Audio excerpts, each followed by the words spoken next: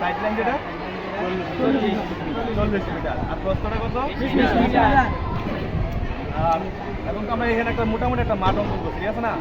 এই মাঠের এখন যে দাগগুলো আছে, এই দাগগুলো কোনটা কোন দাগ আর কি কাজ, এগুলো তোমাদেরকে বলতে হবে, ঠিক আছে? এই যে দাও, এই যে গোল লাইন থেকে এটা বলা হয় ইনার গোল লাইন, ঠিক আছে?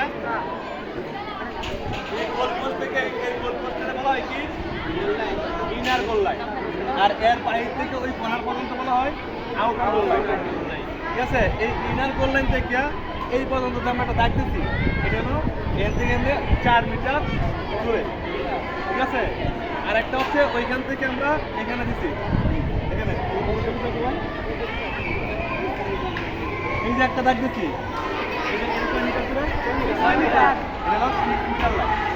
এটার কাজ কি? এখান থেকে আমাদের গোল করতে হবে, এর ভিতরে আমরা ঢুকতে পারবো না বা বিভক্ত করে কেউই ভিতরে ঢুকতে পারবো না, ঠিক আছে? এইটুকু তো আমরা জানি।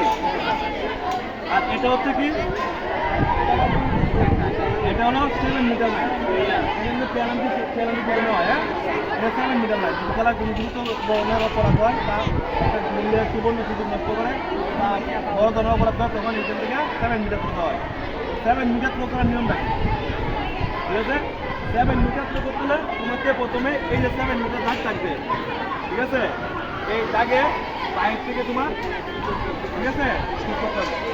ওটা কি হয় বুঝতে পারছো? এখন আরেকটা বিষয় হচ্ছে, এখানে হচ্ছে আরেকটা এটাকে কি বলা হয়?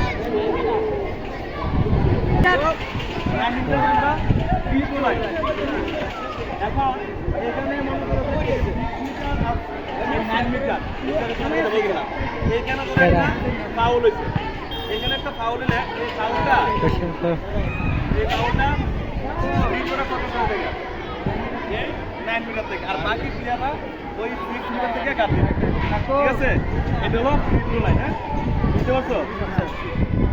এখন আমরা আসবো খেলা শুরু করা হবে, খেলা শুরু করা হবে সেন্টার লাইন থেকে। সেন্টার লাইনে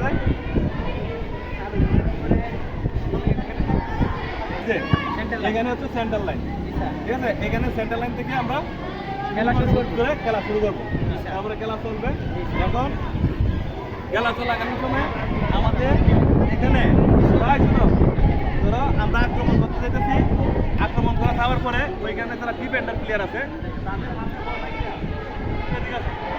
লাইন দেখছো, এখানে আউট হয়েছে, ঠিক আছে? আউট হওয়ার পরে কি করবা, এই যে এখানে দাগের পা রাখিয়া দাগে পা রাখিয়া তবে মাঠের ভিতরে ড্রয়িং করতে হবে, ঠিক আছে?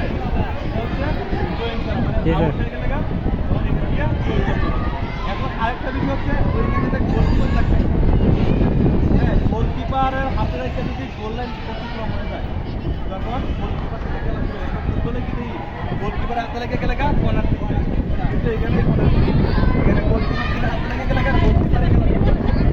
কিন্তু এই তোমার ডিফেন্সিং দলের প্লেয়ারের হাতে লেগে যদি গোল লাইন আবার অতিক্রম হয়, তখন তোমরা খেলা শুরু করো, ঠিক আছে? তখন আমরা খেলা শুরু করবো। ওকে, ঠিক আছে, আমাদের স্যার সহকারী পরিচালক ম্যাডামও আসছে খেলতে। স্যার ধন্যবাদ স্যার।